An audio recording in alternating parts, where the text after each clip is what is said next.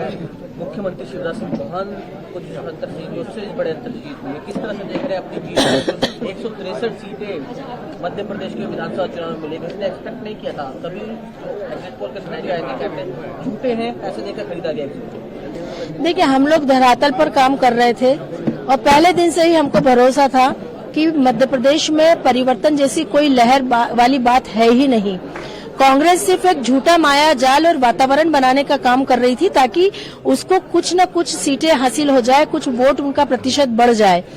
क्योंकि जिस प्रकार से 5 वर्षों तक हमारे यशस्वी मुख्यमंत्री शिवराज सिंह जी के नेतृत्व में पूरे प्रदेश में विकास और जन कल्याण का अभूतपूर्व कार्य हुआ है, उसका परिणाम हमको इस प्रकार देखने को मिला है।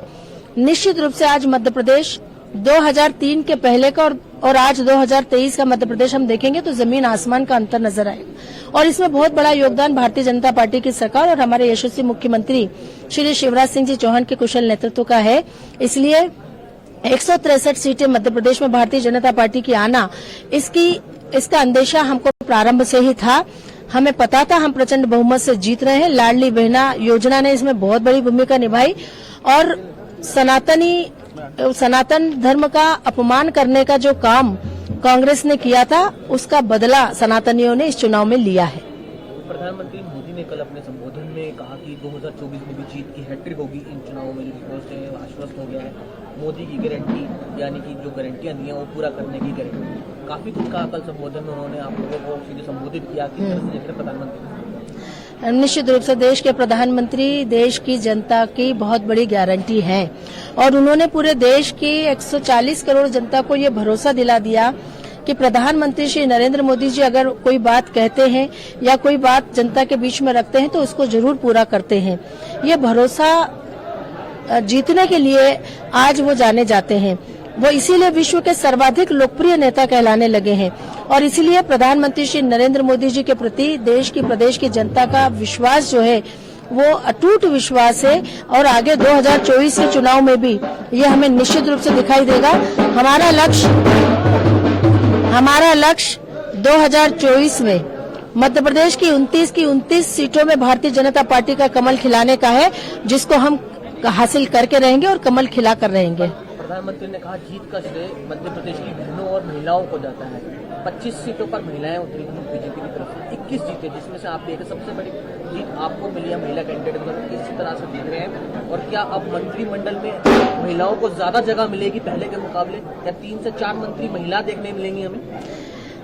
मंत्रिमंडल में महिलाओं को कितनी जगह मिलेगी ये तो हमारा नेतृत्व तय करेगा और निश्चित रूप से जिस प्रकार की विचारधारा मेरी पार्टी की है महिलाओं को आगे बढ़ाने की, मुझे पूरा विश्वास है कि अच्छी संख्या इस बार महिलाओं की मंत्रिमंडल में होगी, महिलाओं को अवसर मिलेगा।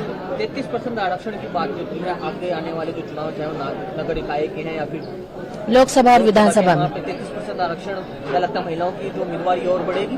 हाँ, स्वाभाविक रूप से अब तो हमारा महिला आरक्षण बिल है संसद में पारित हो चुका है और जब इसके बाद वाले चुनाव आएंगे 5 वर्ष के बाद वाले, उसमें निश्चित रूप से 33% आरक्षण विधानसभा और लोकसभा में महिलाओं को मिलेगा और बड़ी संख्या में महिलाएं चुनकर जाएंगी।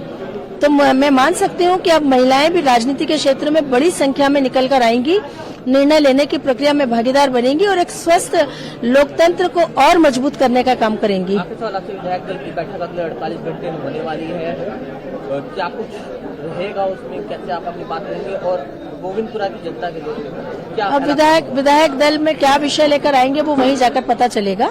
वहाँ पर विधायक दल में जब हमारी बैठक होगी उसके बिंदु पहले ही तय हो जाते हैं और वो जब वहाँ जाते हैं तभी दिए जाते हैं। मेरे गोविंदपुरा विधानसभा क्षेत्र को मध्य प्रदेश के 230 विधानसभाओं में आदर्श विधानसभा बनाना, ये मेरी प्राथमिकता है।